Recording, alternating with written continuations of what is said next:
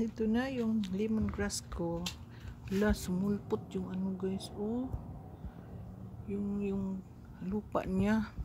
Dumami na kasi. Tingnan yung kamote ko guys.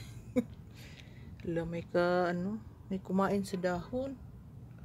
May kumain sa dahon. Ito pang salad ko to. Basta magtanim lang dito. Dito nga pala. Yung ano kayang kumain itong dahon na to? Tingnan ko ito. Ingay ito. Tanim ko guys. Ito. Sana lumago ito. Pang salad ko to Basta magpugi lang dito guys. Kasi wala kang makita itong bili sa store. Yun, pang imported ang mga gulay dito guys. Ito yung gulay sa Bisayang mga tao. Gaya ko.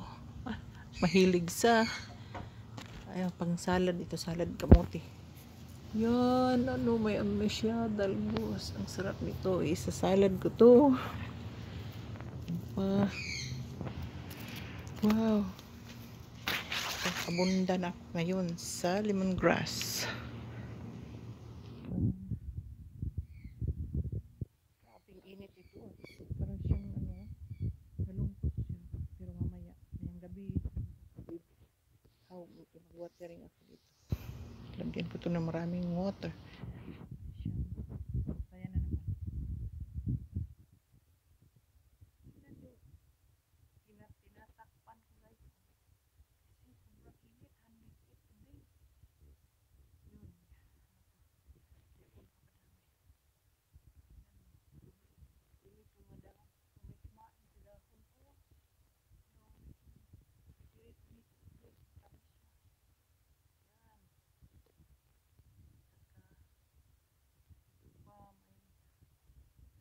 guys, ito yung sobrang liit nitong siswa. Ano ba yung siswa na tinanim ko? Tumubo. Ito, dragon fruit to. Dragon fruit, tingnan yun, lumaki. More than 1 year na to. Sa taas ng, sa loob lang ng bahay namin tinanim. Sa ano yung plastic na, yung plastic sa, hindi ba, plastic sa ice cream, yun. Tapos, pero yung black, ano yan siya, hindi ng mag-akyat. Nung nag-transfer kami dito sa baba, yun na, dito na palagi sa labas ito, nag-iinitan na ngayon, sobrang init ito. Yan, tinatakpan ko, tingnan nyo, tinatakpan ko may atis, pero kahit may atis, yan, nag ano siya, nag-swing yung dahon ng tomato, pero marami pa rin marami pa rin bulaklak. Bulaklak. Nilagyan ko na yung fertilizer. Organic fertilizer. Ginawa ko. Gawa ko. Yan o. Plant. Ito yan. Yan o. May bunga na.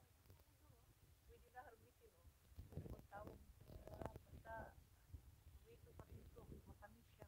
Yung plastic na parang papaya ang form. Ganda na o. Ganda siya. Sarap ito. Ano ito may harvest ko kainin na rin.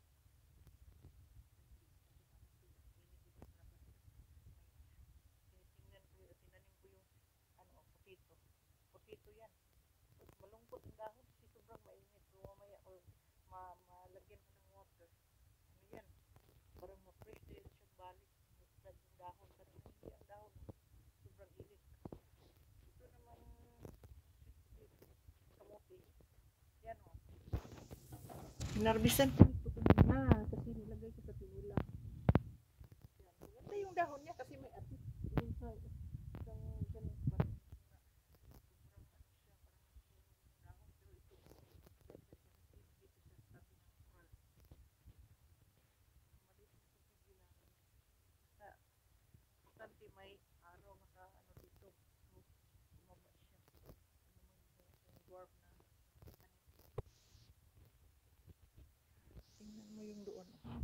Yung may ano, dito ako sa labas ngayon 105 ang kainit. Ito. Tingnan natin. Sobrang simple pero nakaharvest na ko dito guys. Itong pili na tinanim ko dito. Yun. Tingnan yung dahon. Mataba to pero sobrang nag-yelo siya, sobrang init. Kahit tinatakpan ko ito, tinatakpan ko yan ng blanket. Tapos, yan, dahon. Tingnan mo. Ay, meron siya. Kailangan kong i-spray ko ng dishwashing liquid. Kasi, may ano pala siya. Yan ang dahilan na pangit yung dahon. Kailangan natin i-spray. Ito naman ang lemongrass ko. Itong klase sa lemongrass.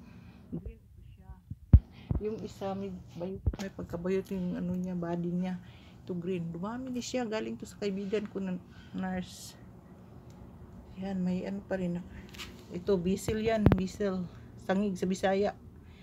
No, tumutubo na siya kahit maliit kasi palaging na ano ba siya, na stress. Ay. Yan, maganda yung katabi sa lemongrass. Usiman yan sa atin sa Bisaya. Pero ito ewan ko basta nakita ko sa Facebook. Pwede daw igulay. Madami daw yung benefits yan. Tinanong ko dyan. Tingnan mo. Igulayin ko din yan. Pero ito, masaya na ako sa lemongrass ko. Hindi na kailangan bumili ako. Kasi pag magbili ako, ilang ano lang, ano na, sa tira natin dun sa Pinas, mga 500. Mga 5 pieces ata. Tapos walang dahon. Yun ang body lang niya, walang dahon. Mga 500 na dyan sa atin. Pero, ang mahal. Tapos, ano pa, hindi pa fresh. Parang, ano na, parang patungo ng tumuyo. So, dito, marami nang, pwede na ko araw-araw bumamit nito. Luluto, halo ng karne. Sinabawan, saka, tinulang isda. Yan. Ito din, nakakalungkot tingnan. Mataba sana. Akala ko sa init lang, kasi nagyayelo. Pero pag tingnan dito sa camera, uy, marami palang ano, parang mga insekto na pakalit-lit. Oh, sobrang liit niya, guys. Hala, grabe, oh. Ano siya, gumagalaw. Sobrang, para siyang dust. Napakaliit. Napakaliit. Dami pala yung orange, puro para yun. Ano, para siyang sobrang liit na ants. Ay, naku, i-sprayan ko mamayang gabi. Ay, nako. Ganun pala, na ganyan ang dahon niya. At ito, bago kong tanom na okra, yan, tumubo din. May doon pa, oh. Yan, may. Sige, guys. Ito lang muna, guys, papakita ko. Next, sana, ano na to, mag-pull up na ditong init. Grabe talaga dito ang init sa California. Ngayon, sobrang init. Lumabas lang ako. Sinsya na kayo, parang more than more than 1 month na ako hindi nakapag-upload. Kasi sobrang nakakalungkot. May nangyari kasi. Basta may nangyari mayroon akong problema sa Pinas. Yung parents ko nagkasakit. Walang gana mag-vlog, guys. Ay, nako. Pero ngayon, ayaw kong mawala yung account ko. Parang ito lang pag naglibangan ko yung mag YouTube. Sige, guys. Uy, bye-bye na, guys.